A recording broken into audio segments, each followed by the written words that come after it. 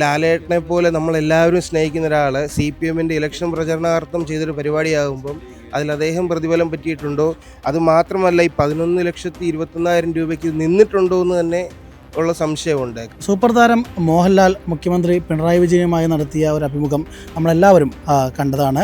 ഒരു തരത്തിൽ കേരളം ഇലക്ഷനിലേക്ക് പ്രവേശിച്ചത് തന്നെ ഈ ഒരു അഭിമുഖത്തിലൂടെയാണെന്ന് പറയാം. ഇപ്പോൾ ആ ഒരു അഭിമുഖത്തിനായിട്ട് സർക്കാർ ഖജനാവിൽ നിന്നും 11,21,000 രൂപ ചിലവായെന്നുള്ള കണക്കുകളാണ് പുറത്തു വരുന്നത്.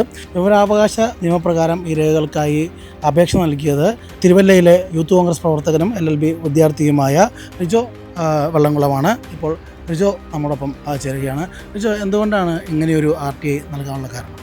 നമ്മൾ സ്ഥിരമായിട്ട് RTI നൽകാറുണ്ട്. അത് മാത്രമല്ല, ഇപ്പം പറഞ്ഞ പോലെ തന്നെ ഇലക്ഷൻ പ്രചരണം ആരംഭിച്ചത് ഈ ഒരു പരിപാടിയിൽ നിന്നാണ്. പാർട്ടി ചാനൽ മാത്രമേ ഇത് വരാത്തത്, ബാക്കി എല്ലാ ചാനലും ഇത് വരികയും ചെയ്തപ്പം ഇതിനെപ്പറ്റി ഒന്ന് അറിയണമെന്ന് തോന്നിയുകൊണ്ടാണ് ചെയ്തത്. എന്താണ് നിങ്ങൾ ചോദിച്ചിരുന്നത്? എന്ത് മറുപടിയാണ് ലഭിച്ചിട്ടുള്ളത്? സർക്കാർ ഫണ്ട് ഉപയോഗിച്ചിരുന്നോ, എത്രയാണ് എന്നാണ് ചോദിച്ചിരുന്നത്. അതിന് കൃത്യമായി അവർ മറുപടി നൽകിയിട്ടുണ്ട്. 11,21,000 രൂപ ചിലവഴിച്ചു എന്ന് പറഞ്ഞു. രണ്ടാമത്തെ ചോദ്യം സർക്കാർ സംവിധാനം ഉപയോഗിച്ചോ എന്നാണ്. അതിന് അവർ തന്നിരിക്കുന്ന മറുപടി സർക്കാർ സംവിധാനങ്ങൾ ഉപയോഗിച്ചിട്ടില്ല, പക്ഷേ അത് വസ്തുതാവിരുദ്ധമാണ്.